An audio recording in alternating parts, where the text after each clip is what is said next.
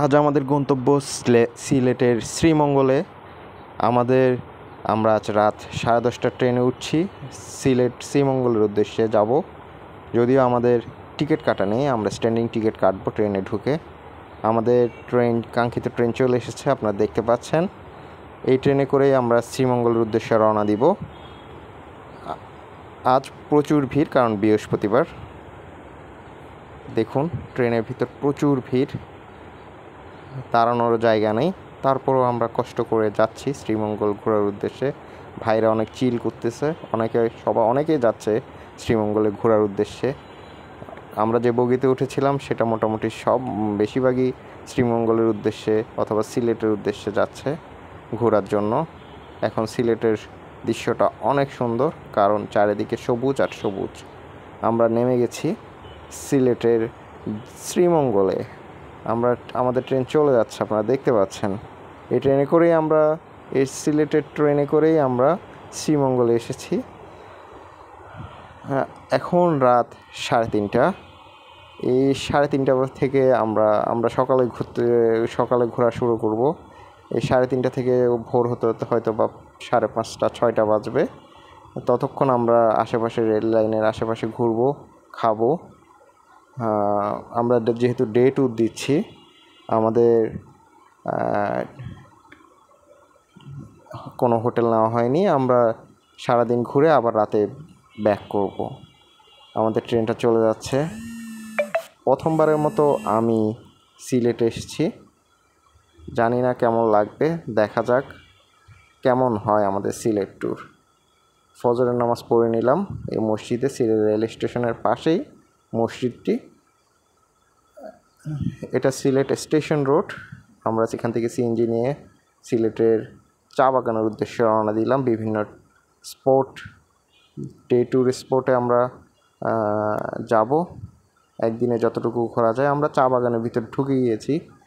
সকালবেলা চা বাগানটা যা সুন্দর, বিশ্বাস করেন, সবুজ আর সবুজ। আর সকালবেলা এত পরিমাণ ফ্রেশ বাতাস। ঢাকা থেকে আসলাম এতদিন পর, মানে ঢাকা থেকে প্রথমবারের মতো সিলেট আসলাম। আমার খুব ভালো লাগছে। মানে এখন নাকি সিজন আগস্ট, সেপ্টেম্বর, চারিদিকে সবুজ আর সবুজ। আর আমরা আজকে আসলাম, ভিউটা এত সুন্দর। আকাশের ভিউ বলেন, পরিবেশটাও ঠান্ডা ছিল সকালের দিকে।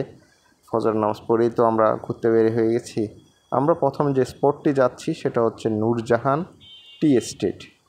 সিএনজি ড্রাইভারের সাথে আমরা চুক্তি করেছি এবং 1:00-1টা পর্যন্ত, আমরা 1টা-2টা পর্যন্ত ঘুরবো 1500 টাকায়। আমাদের আগেও একজন চলে যাচ্ছে জিপে করে। ভাইরাও সিলেট ঘুরতে এসেছে শ্রীমঙ্গলে। এই তো আমরা নূরজাহান টি এস্টেটে এখন। নূরজাহান টি এস্টেটে এখানে আমরা কিছু সময় কাটিয়েছি, ছবি তুলেছি। অনেক সুন্দর জায়গা। এখান থেকে আসলে চা বাগানের, আমি কখনো আসলে চা বাগান দেখিনি।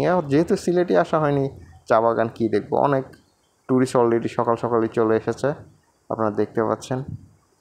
চা বাগানটা অসম্ভব সুন্দর। এত সুন্দর একটা চা বাগান। মানে আসলে সিলেটের শ্রীমঙ্গলটাকে চায়ের রাজধানী বলা হয়। সুন্দর তো হবেই, ঠিক আছে।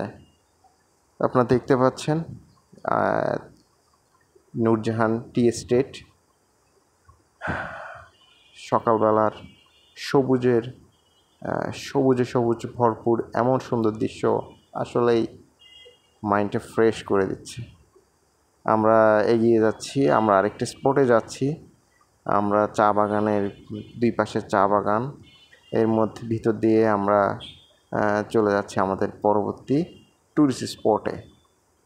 আসলে এত সুন্দর সিলেট, এটা আসলে না দেখলে আসলে উপভোগ করা যাবে না, ভাব বোঝানো যাবে না। চারিদিকে সবুজ আর সবুজ। আর এলাকায় মানুষজন খুবই, আমার মনে হয়, কম শ্রীমঙ্গলে। কারণ মানুষজন আমি খুবই কম দেখেছি। যেহেতু পাহাড়, ছোট ছোট টিলা, আসলে এখানে চা চাষ করা হয়, তো সেক্ষেত্রে হয়তো বা মানুষ একটু কম। আমরা আমাদের পরবর্তী গন্তব্যে চলে যাচ্ছি। আশা করি আসলে আমাদের ট্যুরে আপনাদের ভালো লাগবে। আমরা চলে এসেছি মাধবপুর লেক। মাধবপুর লেক থেকে আসলে এখানের যে টিলার উপর থেকে পাহাড়টি অসম্ভব সুন্দর লাগে, অসম্ভব সুন্দর লাগে। যেদিক দু চোখ যতটুকু যাবে আপনার, ততটুকুই আপনি দেখবেন সবুজ আর সবুজ, সবুজ আর সবুজ, চা বাগান। আসলে সিলেটের এই সবুজের জন্য অনেক সুন্দর লাগে। একটা ডাব খেয়ে নিলাম আমরা। যাই হোক, আমরা পরবর্তী গন্তব্যে চলে যাচ্ছি। আমাদের পরবর্তী গন্তব্য হচ্ছে, দেখতেই পাবেন, গলফ মাঠ। আমরা একটা গলফ মাঠে আছি। শ্রীমঙ্গলের গলফ মাঠ অনেক সুন্দর মাঠ। এখান থেকে প্রকৃতির পরিবেশটা অনেক সুন্দর লেগেছিল। যাই হোক, গলফ মাঠ তো একটা খেলার মাঠই, বুঝতেই পারছেন। চলে যাচ্ছি পরবর্তী গন্তব্যে। আমাদের মোটামুটি সকাল আমরা 6টা থেকে ঘোরা শুরু করলাম। 2টা-3টার মধ্যে আমরা প্রায় 5-6টা স্পট ঘুরে ফেলেছি। তো খারাপ লাগেনি। ডে ট্যুর দিয়েছি, হয়তোবা 2-3টা স্পট বাদ পড়েছে, মানে যেমন 60-70% ঘোরা শেষ দিনের মধ্যে, একদিনে। আমার লাওয়াচ হামহাম একটা জলপ্রপাত আছে, ওইটা শ্রীমঙ্গল থেকে আরও অনেকটুকু ভিতরে, প্রায় ট্রেকিং করতে হয় 4-5 ঘন্টা। তো ওখানে যাইনি, যেহেতু ডে ট্যুর দিয়েছি আমরা।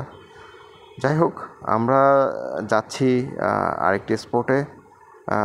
যেখানেই যাচ্ছি সেখানেই ভালো লাগছে, কারণ হচ্ছে দুই পাশে সবুজ আর সবুজ, দুই পাশে চা বাগান, দুই পাশে বন। যেদিকে যাচ্ছি, মানে আসলে ঢাকায় এত যান্ত্রিকতা, ঢাকা থেকে যে একটা পাহাড়ি পরিবেশে আসছি, পাহাড়ি পরিবেশটা আসলেই উপভোগ করার মতো। এই যে দেখতে পাচ্ছেন লাউছড়া জাতীয় উদ্যান, এখানে যদিও আমরা ঢুকিনি, কারণ ঢোকার প্রয়োজন হয় মানে মনে করিনি, কারণ এখানে নাকি শুধু একটা রেল লাইনে আছে। রেল লাইনের জন্য দেখার জন্যই নাকি 120 টাকা টিকিট, 120 টাকা না 150 টাকা। তা আমরা ঢুকিনি, যেহেতু আমরা রেল লাইন অলরেডি দেখেই ফেলেছি বাইরে থেকে, লাউছড়া ভিতর দিয়ে এসেছি। আমরা আরেকটি টুরিস্ট স্পটে যাচ্ছি, সেটা হচ্ছে চম্পা লেক। চম্পা লেকটা অসম্ভব সুন্দর। আমরা যখন চম্পা লেকে আমরা যাই হচ্ছে যে একটা ট্রাক্টরে করে, অনেক ভিতরে, অনেক ভালো লেগেছে। আপনারা দেখতে পাচ্ছেন চম্পা লেকের ভিউটা মানে এক কথায় অসাধারণ, অসাধারণ। আকাশের পরিবেশও অসম্ভব সুন্দর ছিল। দেখতে পাচ্ছেন আকাশটা কত সুন্দর, উপরে আকাশ সুন্দর, নিচে লেক সুন্দর, মাঝখানে সবুজ সুন্দর, আসলে সুন্দর আর সুন্দর। আসলে অনেক ভালো লাগবে আপনাদের এই চম্পা লেকও। এখানে কয়েকটা লেক আছে, মাধবপুর লেক, চম্পা লেক। আর মানে লেকগুলো কৃত্রিম, হয়তোবা চা উৎপাদনের জন্য এই লেকগুলো বানানো হয়েছে, যেন চা গাছে পানি দেওয়া যায়। তো এই লেকগুলো কারণে মোটামুটি আরও সুন্দর হয়ে উঠেছে চা বাগানগুলো। আর চারিদিকে সবুজ আর সবুজ। আপনারা দেখতে পাচ্ছেন একটা মেঘের ভিউ, আপনাদেরকে একটা মেঘের ভিউ দেখালাম। আবার একটু দেখাচ্ছি চম্পা লেকটার ভিউটা দেখেন। আশা করি আপনারা যদি এখানে ফ্যামিলি নিয়ে আসেন, ভালো একটা সময় কাটাতে পারবেন, অথবা ফ্রেন্ড সার্কেল নিয়ে আসলে তো মজা করতে পারবেন। অসম্ভব সুন্দর, মাথা কুল করার মতো একটা প্লেস এই চম্পা লেক। অথবা চম্পা লেক ছাড়াও যতগুলো স্পট আছে খারাপ না। চারিদিকে সবুজ আর সবুজ, এই সবুজ দেখে